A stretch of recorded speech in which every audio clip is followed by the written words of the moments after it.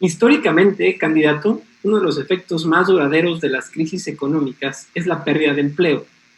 De hecho, según cifras del Instituto Mexicano del Seguro Social, casi 650,000 empleos se perdieron en 2020 en México, directamente relacionados con la pandemia. ¿Cómo será la política de su gobierno para recuperar los empleos perdidos en el Estado? Primeramente, detonar áreas de oportunidad totalmente desaprovechadas en el Estado. Les voy a ejemplificar con algo que viví en uno de los municipios queretanos para que vean, o en una de las regiones queretanas, para que vean cómo se detona el empleo y las oportunidades. Si nosotros visitamos la Sierra Gorda, que fue la última etapa de esos primeros 15 días de gira, nos vamos a encontrar que la Sierra Gorda tiene 5 municipios. San Joaquín, Pinal de Amoles, Jalpan, Arroyo Seco y Landa de Matamoros. Pongo Landa de Matamoros porque Landa de Matamoros, a unos cuantos kilómetros de la cabecera municipal, tiene un área donde hay fósiles que tienen 100 millones de años. Fíjense bien, 100 millones de años, cuando todavía no se habían separado las capas continentales. Están ahí, al lado de la carretera. Cualquier persona puede encontrar una piedra y va a ver esas conchitas, esos huesos. ¿Se imaginan la riqueza que tenemos en materia turística? Y sin embargo, la de Matamoros y todos los municipios que les acabo de nombrar tienen una gran cantidad de migrantes al extranjero por falta de oportunidades de empleo. ¿Cómo es posible que teniendo esa riqueza arqueológica en nuestro estado no exista una política pública que detone el turismo en la Sierra Queretana? ¿Qué tal el sótano del barro en el municipio de Arroyo Seco? Y no me refiero nada más a las misiones, a las 5 misiones de fracturífera. Hay áreas en donde el Estado tiene que generar las condiciones indispensables como detonar el turismo, detonar el ecoturismo, porque esa derrama económica generaría empleo y oportunidades en una zona muy importante del Estado. Pero si nosotros dejamos al lado la Sierra Gorda y vamos a los 4 municipios del semidesierto, exactamente lo mismo. Totalmente en el olvido. No existen políticas públicas que generen un desarrollo económico porque se tiene centralizada la oportunidad al municipio de Querétaro, la zona conurbada o el corredor industrial que va de Querétaro, el Marqués Pedro Escobedo y San Juan del Río. Lo demás es un mundo paralelo. Entonces, ¿cómo se puede generar, detonar la economía y en el empleo en Querétaro utilizando la riqueza del Estado que está totalmente olvidada por la falta de capacidad de nuestros gobernantes, capacidad para poder innovar? Y con esto termino porque esto aplica en esta pregunta y a todo lo demás.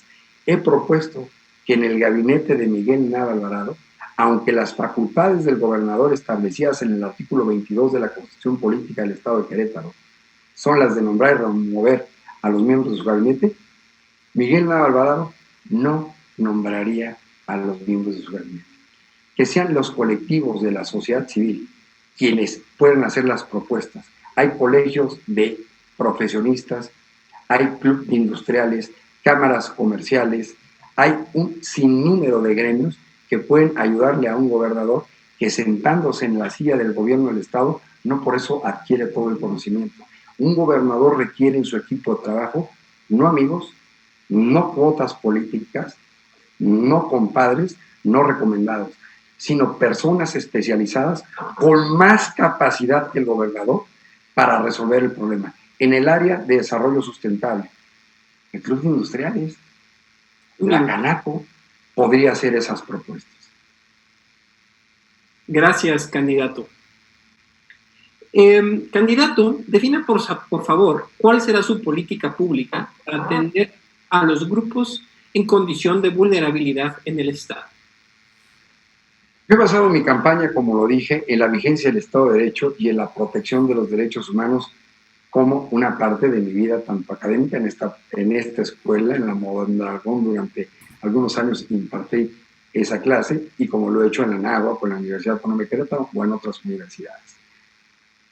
Esta parte de la vigencia de los derechos humanos genera certeza jurídica, genera seguridad, da oportunidad a que se vayan materializando las expectativas sociales. Por ejemplo, seguridad, salud, educación, medio ambiente, empleo, movilidad. Ese conjunto de derechos fundamentales a cargo del Estado son los que permiten a una sociedad atender sus necesidades primordiales, respetar su dignidad y, sobre todo, como también lo he dicho, atendiendo a otro de los principios que están establecidos en el artículo 1, párrafo 3 de la Constitución, habla de este principio de progresividad. Los derechos humanos hoy es impensable que den un paso hacia atrás, sin embargo las autoridades lo están haciendo. Impiden ese desarrollo, esa vigencia del Estado de Derecho. No sé si con esto conteste o hay algún tipo de matiz en la pregunta, porque es muy amplia la respuesta y no quiero perder tiempo si hay más preguntas. Continuamos, candidato. A propósito de este foro, es incentivar a que las y los universitarios se involucren en los asuntos públicos, en su comunidad, conociendo, exigiendo y evaluando el actuar público. Candidato, ¿cómo imagina la participación de los universitarios y los jóvenes en su gobierno? Toda participación tiene que ser activa y creativa, empezando porque sepan que los derechos político-electorales están establecidos en la Constitución Política de Estados Unidos Mexicanos en el artículo 35.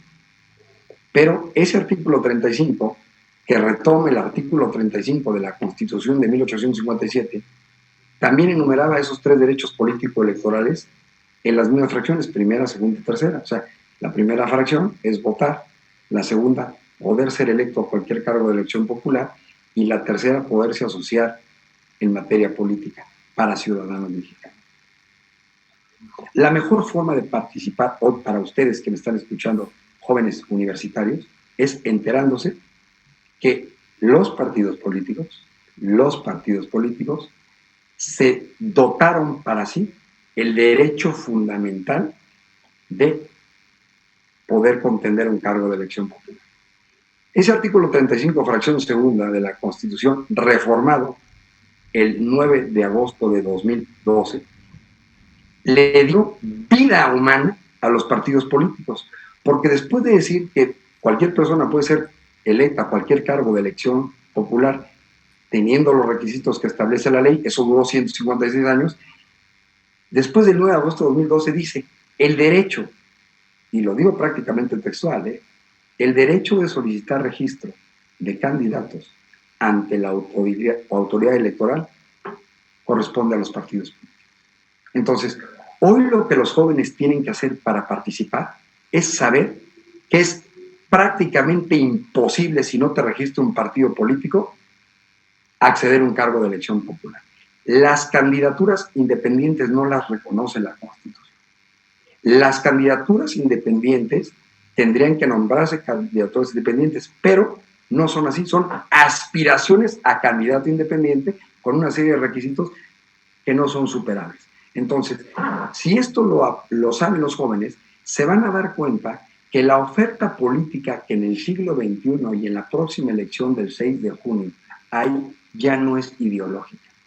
Ya tienen que atender a la persona que está, o a las personas que están contendiendo al cargo, al hombre y a la mujer, para que conozcan su trayectoria personal, su trayectoria académica y su trayectoria laboral y sus propuestas.